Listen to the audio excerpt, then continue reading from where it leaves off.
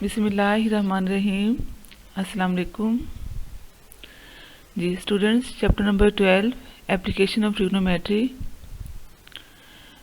We have done up to 12.4 in the class. Now we will start 12.5. I have introduced to you law of sine, cosine and law of tangent. This is the law of cosine. A square equal b square plus c square minus 2bc cos alpha. I have already told to you this law of cosine for three sides a, b and c. And this is the law of sine. A over sine alpha, b over sine beta, c over sine gamma. And this is law of tangent. मैं आपको पहले इसके बारे में बता चुकी हूँ class में। अब आपने इसकी एप्लीकेशन करनी है। एक्सरसाइज 12.5। ये जिन क्वेश्चंस पर मार्क है ये क्वेश्चन जो हैं हमारे सिलेबस में शामिल हैं, स्मार्ट सिलेबस में।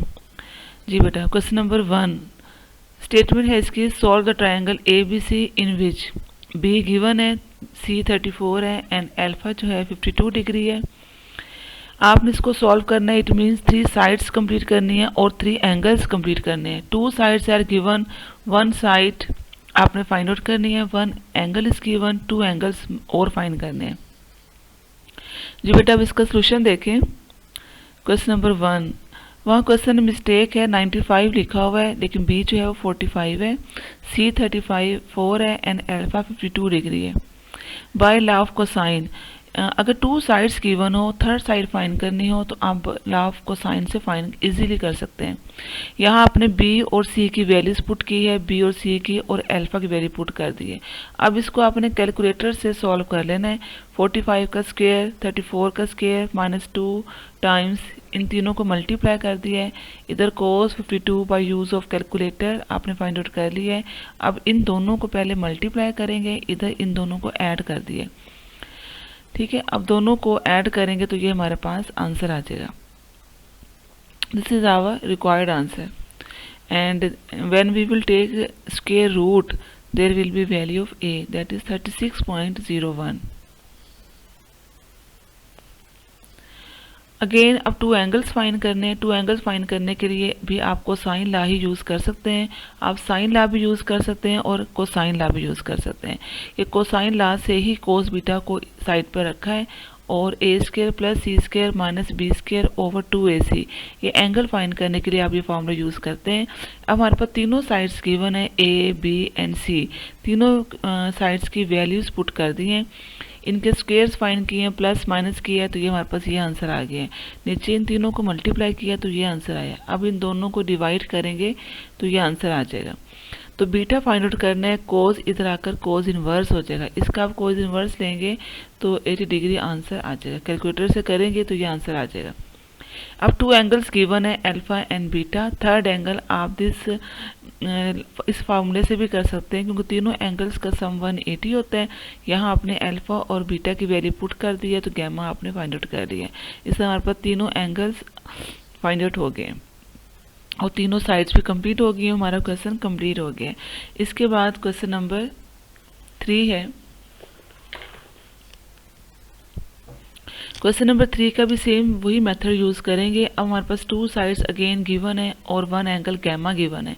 अब थर्ड साइड सी फाइंड आउट करनी है तो सी स्क्वायर का ये फॉर्मूला यूज़ करेंगे। यहाँ आपने ए की वैल्यू पुट कर दी है, बी की वैल्यू पुट की है और 2ab की वैल्यू और गैमा को 6 डिग्री पुट कर दी है। इसके बाद इनके स्क्वेयर्स खोल दिए, a square plus b square minus 2ab, इसका भी आपने स्क्वायर एक्सपेंड कर दिए और इन दोनों को मल्टीप्लाई कर दिए। जब इन दोनों को मल्टीप्लाई करेंगे तो ए स्क्वायर माइनस बी स्क्वायर वाला फॉर्मूला यूज़ करेंगे। ए स्क्वायर 3 अंडर रूट का स्क्वायर 3 होता है और 1 का स्क्वायर 1 ही होता है और कोस 60 की वैल्यू 1/2 होती है। अब यहाँ देखिए -2 3 और +2 3 कैंसिल हो गया है और बाकी आपने सिंप्लीफाई कर दिया। 3 + 1 4, 4 + 4 8 आ जाएगा और 3 - 1 2, this 2 is cancel with 1/2 and 3 - 1 2 रह गया हमारे पास। 8 - 2 6 एंड c = 6 अंडर रूट। इससे हमारे पास तीनों साइड्स कंप्लीट हो गई हैं। अब आप लोगों ने दोनों एंगल्स फाइंड करने हैं। अब फिर वही कोस अल्फा वाला फार्मूला यूज़ कर दिया, बी और सी की वैल्यू पुट कर दी है, माइनस ए की वैल्यू पुट कर दी है। अब आपने इसको कैलकुलेटर से सॉल्व कर लिया, 3 में 1 प्लस कर देंगे और उसका स्केयर कैलकुलेटर से फाइंड आउट कर लेंगे। इस तरह आपने नीचे मल्टीप्लाई कर दिया, इसको भी आपने कैलकुलेटर से सॉल्व कर लिया। √3 को फाइंड आउट करें कैलकुलेटर से, फिर 1 उसमें ऐड कर दें, फिर उसको √6 को भी कैलकुलेटर से फाइंड करें, इन तीनों को मल्टीप्लाई कर दें तो ये आंसर आ जाएगा। अब इन दोनों को डिवाइड करें तो हमारे पास ये आंसर आ जाएगा। तो अल्फा की वैल्यू क्या होगी, कोस इधर आकर कोस इनवर्स हो जाएगा। कोस इनवर्स से by use of calculator find कर लिया, 15 डिग्री आ जाएगा। अब तीनों एंगल्स का सम 180 होता है। हमारे पास अल्फा भी गिवन है और गैमा भी गिवन है, दोनों को पुट करेंगे तो हमारे पास बीटा की वैल्यू आ जाएगी। इस तरह हमारे पास क्वेश्चन नंबर 3 भी कंप्लीट हो गया। क्वेश्चन नंबर 4 और 5 बिल्कुल सेम ऐसे ही क्वेश्चन है, वो आपकी असाइनमेंट है, आपने सॉल्व करने हैं आज ही। इसके बाद क्वेश्चन नंबर 7 की स्टेटमेंट क्या है वो आप बुक से पढ़ें कि सॉल्व करनी है अपन triangles by using law of tangent. पहले फर्स्ट लॉ टेंजेंट यूज़ करना है, इसके बाद लॉ ऑफ साइन यूज़ करना है। जी बेटा, लॉ ऑफ टेंजेंट यूज़ करने के लिए ए और सी साइड्स गिवन है, तो आप ए और सी वाला फॉर्मूला यूज़ करेंगे, सी माइनस ए ओवर सी प्लस ए। अगर माइनस ऊपर लेंगे तो यहाँ एंगल्स का भी साइन माइनस का ऊपर ही आएगा, नीचे प्लस है तो यहाँ प्लस वाला साइन आएगा। इन दोनों का आप रिवर्स भी कर सकते हैं कि प्लस वाले साइड्स ऊपर ले लें और माइनस वाले नीचे ले लें। अब देखिए बेटे, जब भी हमारे पास वन एंगल गिवन होगा, alpha plus beta plus gamma equal 180 होता है। आपने जो एंगल गिवन है उसकी वैल्यू पुट कर दें। अल्फा प्लस गैमा क्या हो जाएगा, 80 को इधर ले आए, 180 माइनस 80 100 होता है। अच्छा, इसके बाद alpha plus gamma 100 degree equal है। As c is greater than a, c जो है वो ए से ग्रेटर है तो इसका ऑपोजिट एंगल गैमा होता है, तो गैमा भी अल्फा से ग्रेटर ही होगा। जी बेटा, लॉ ऑफ टेंजेंट यूज़ किया हमने, तो यहाँ पर देखें अब tangent gamma minus alpha over 2 तो ऐसे रहेगा। ये अल्फा प्लस गैमा की वैल्यू 100 है, वो आपने यहाँ रिप्लेस कर देनी है और यहाँ सी और ए की वैल्यूज पुट कर दी हैं। इन दोनों को माइनस कर देंगे और इन दोनों को प्लस कर देंगे और दोनों के आंसर्स को डिवाइड करेंगे तो ये आंसर आ जाएगा। ये वाला नंबर ऐसे रहेगा, नीचे आपने 100 ओवर 2 है, 100 को 2 पे डिवाइड करेंगे 50 आ जाएगा। टेंजेंट 50 कैलकुलेटर से फाइंड कर लें, ये आंसर आ जाएगा। फिर आपने क्रॉस मल्टीप्लाई, इस नंबर को इधर लाकर इस नंबर से मल्टीप्लाई कर दें तो ये आंसर आ जाएगा। इसके बाद टेंजेंट को भी इधर लें, टेंजेंट इन्वर्स हो जाएगा। इस नंबर का आप टेंजेंट इन्वर्स कैलकुलेटर से ले लिए, अब इस 2 को भी इधर लें, इधर आके मल्टीप्लाई हो गया। इस तरह बीटा माइनस गैमा की ये इक्वेशन बन गई है। हमारे पास अल्फा प्लस बीटा भी है, अल्फा प्लस बीटा की वैल्यू भी है और बीटा माइनस अल्फा की वैल्यू भी आ गई है।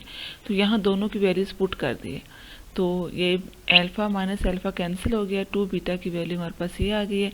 2 से डिवाइड करेंगे तो बीटा की वैल्यू हमारे पास आ गई है। इस बीटा की वैल्यू आप किसी भी इक्वेशन में पुट कर दें, अल्फा प्लस बीटा में पुट कर दें, बीटा माइनस अल्फा में पुट कर दें तो हमारे पास अल्फा की वैल्यू आ जाएगी। अब हमारे पास तीनों एंगल्स कंप्लीट हो गए। इसके बाद हमने लॉ ऑफ साइन यूज़ करेंगे साइड फाइंड करने के लिए। हमारे पास 2 साइड्स गिवन थी, 1 साइड फाइंड करनी थी हमने। ए ओवर साइन अल्फा, सी ओवर साइन गैमा, हमने सी फाइंड करना है तो हम क्रॉस मल्टीप्लाई कर देंगे। ए साइन गैमा से मल्टीप्लाई हो जाएगा और साइन अल्फा इधर आके डिवाइड हो जाएगा। अब तीनों की वैल्यूज पुट कर दी हैं, ए की, गैमा की और अल्फा की, और साइन कैलकुलेटर से इसको सॉल्व कर लें।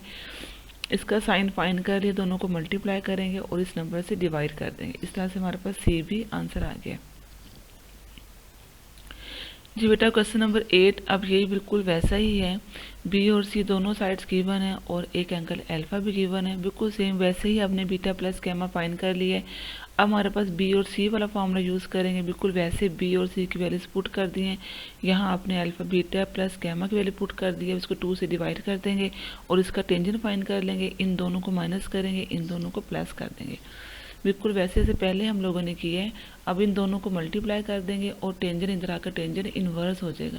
फिर इसका आपने टेंजेंट इन्वर्स ले लिया तो गैमा माइनस बीटा की वैल्यू और गैमा प्लस बीटा दोनों को ऐड कर देंगे, दोनों वैल्यूज़ को। इस तरह से गैमा की वैल्यू हमारे पास ये आ जाएगी। अब बीटा फाइंड कर लेंगे, इस गैमा की वैल्यू को चाहे इस इक्वेशन में पुट कर दें या अल्फा बीटा प्लस गैमा वाली इक्वेशन में पुट कर दें तो हमारे पास बीटा की वैल्यू आ गई। तीनों एंगल्स पूरे हो गए। अब फिर हमने एक साइड ए फाइंड करनी है, फिर क्रॉस मल्टीप्लाई कर दें इक्वेशन इक्वेशन बन जाएगी। यहाँ भी आपने बीटा की, अल्फा की और गैमा की वैल्यू पुट कर दी है, सॉल्व कर ली है, इसका एक वैल्यू आ गई है। ओके स्टूडेंट्स, अगर कोई बात समझ ना आई हो आप दोबारा मुझसे पूछ सकते